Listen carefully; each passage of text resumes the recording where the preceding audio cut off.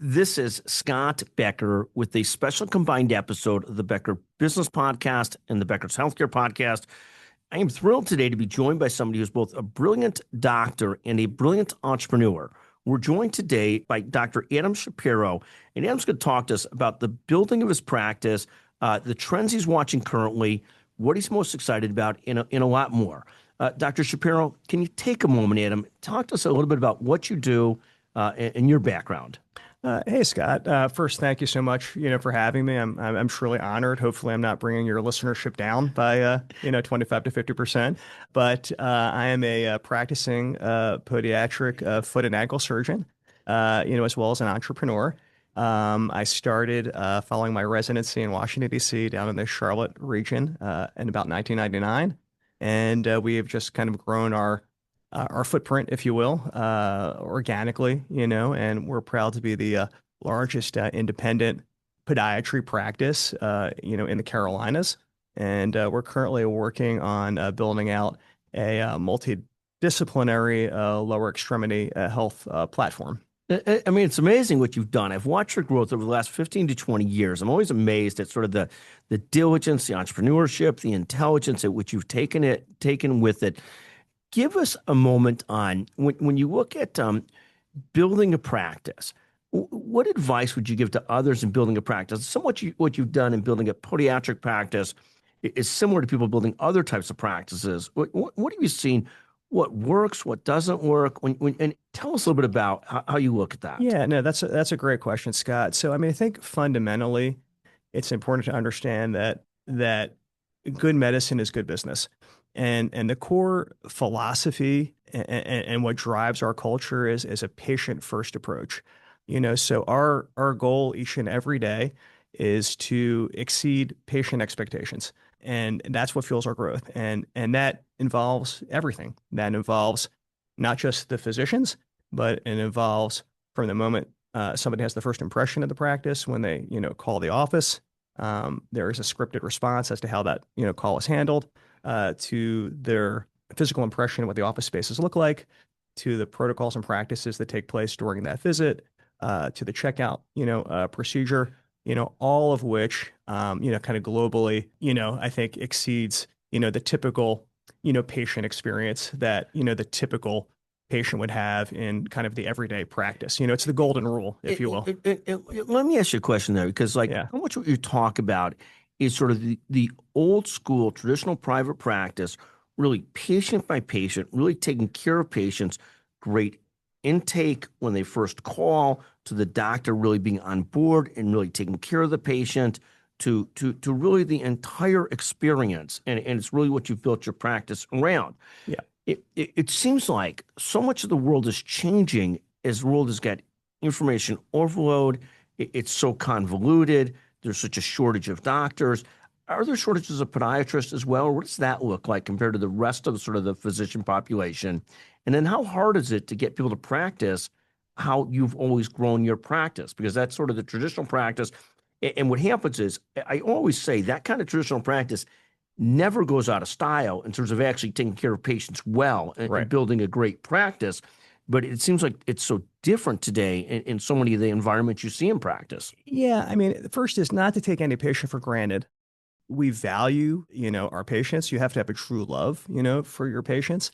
I think, the entire team, both on the physician as well as on the ancillary staff side, kind of share, sort of in that culture.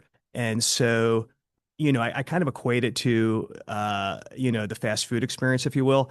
You can go to your Wendy's or your Burger King and have sort of an okay experience. But, if you go to a Chick-fil-A, in the Southeast, they tend to sort of exceed, kind of the fast food experience for the average, customer kind of coming in. And so it's important that, everyone kind of buys into that culture. So, coming out of training, coming out of residency, most of the young, physicians really are a blank slate, and we do a great job, within our environment in really, bringing them up to speed. So, everyone can kind of come out, everyone knows how to do surgery, everyone knows how to, do the basics of patient care, but it's really sort of kind of instilling in them that, patient, philosophy, and also, kind of the onboarding process. So what we're really unique at doing is, if you will, we kind of give them the master class in how to be successful, as a podiatric physician.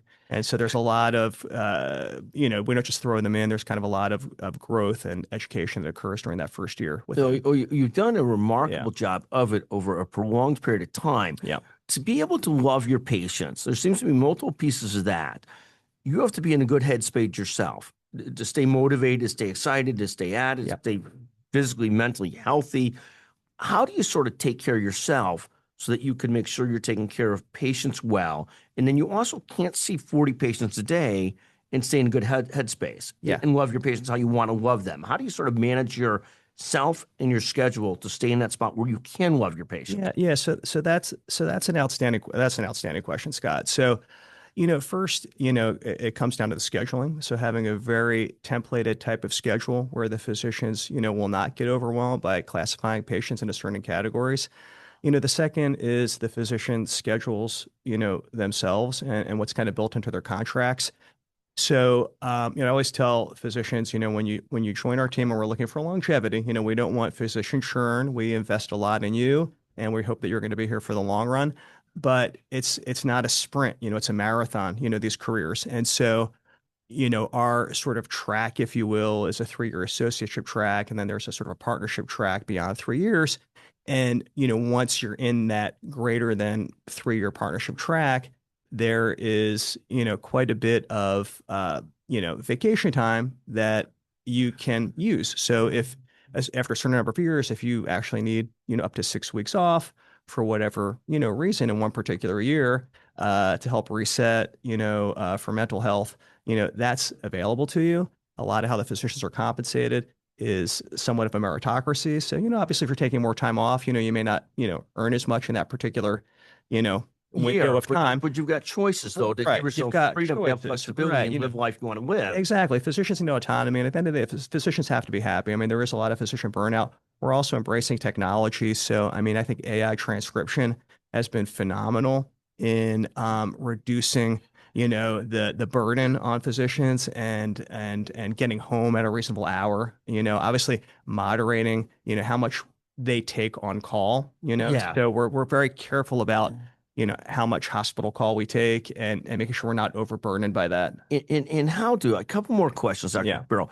How does the pediatric community work with the orthopedic community? Is it cooperation? Is it competition? Is it some of both? Yeah, I think it's at least in my, environment, I think it's very collaborative.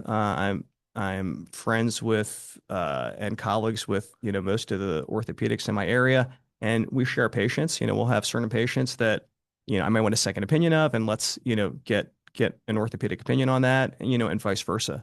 There's a little bit of overlap, just like in, ENT and oral maxillofacial surgery. But I'm a big believer in that the pie is big enough for everyone. I'm going to ask you two more questions. Yeah. I promise I would only ask you one more, but I've Yeah, got two more. yeah. So the first one is, what are you most focused on and excited about this year and as you head into 2026? Yeah, so I think we're really scaling, at this point. I think that we have we've got a platform, if you will. We've kind of built out, the C-suite team, and now we're kind of in de novo growth, And so I think I'm really excited about that. We're also adding, some other specialties, into the mix and adding new service lines. So, for example, falls. Falls are the leading cause of hospitalizations in folks 60 and older. No one is addressing fall risk, right? So we, have questionnaires during patient intake, and if you check certain boxes and we think you're at risk for a fall following your podiatric assessment, you may then see, one of our in-house physical therapists to, work on mobility and balance issues. So, I mean, I think we're making a real difference, in that way. So physical therapy has been a great ancillary that works really well with, how we can serve the patient better. It's sort of a one-stop shop for all your lower extremity health needs. We Yes. do a lot of diabetic limb salvage. We working with vascular right now. And so, ultimately, the goal is to, not be a podiatry platform, but we're planning to be, the leading lower extremity health platform. Well, you really are. And so let me Yeah. ask you this Yeah. question, because to do what you do and to do it not just taking care of patients, but to see the world around you, to see the lower extremity, to see health and wellness. I mean, you've got a lot of diabetic patients when you're dealing with foot and Yes. ankles and stuff like that. You've got a lot of sports injuries. You've got a lot of everything. And you're obviously keep yourself well versed across the board on a lot of things. The energy to do that, to Hmm. stay up. And I mean, I see so Yeah. many oncologists, say, for example, that just seem overwhelmed. There's Yeah. just too much information overload. How do you keep the energy up to stay thinking, learning, growing, getting better at what you do? How do you maintain some of that Yeah. energy? It's a passion. I mean, honestly, it's a passion. I think to become a physician, you have to have a certain sense of purpose, and with that purpose comes happiness. And, profits are one thing, but we just take great pleasure in, being to help people and make a difference in people's lives. And whether it's something simple or something complex, when people can't walk, when they're not functional, it impacts everything from, their cardiovascular health to their, financial health. And one of the great things about podiatry in relation to orthopedics, because you did ask Yes. that question, Yeah. is that we really have a knack of getting folks better non-surgically. Yeah. If you see my orthopedic colleagues and they're great, they're typically going to recommend surgery.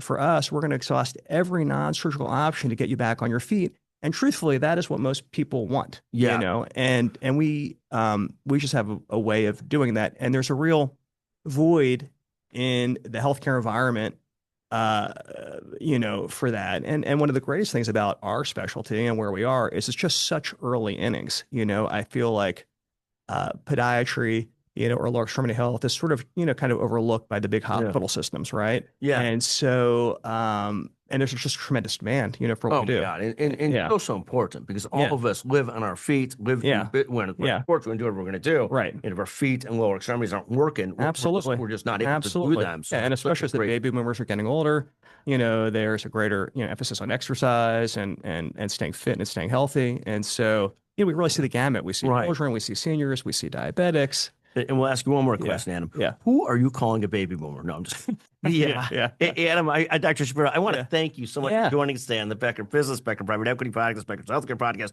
What a great pleasure to visit Yeah. with you. I've watched you grow your business, your practice over 20 years. I love what you do. I love how you do it. It just is phenomenal to watch. Thank you Yes. so much for joining God, us. thank you so much. It was a pleasure. Absolutely.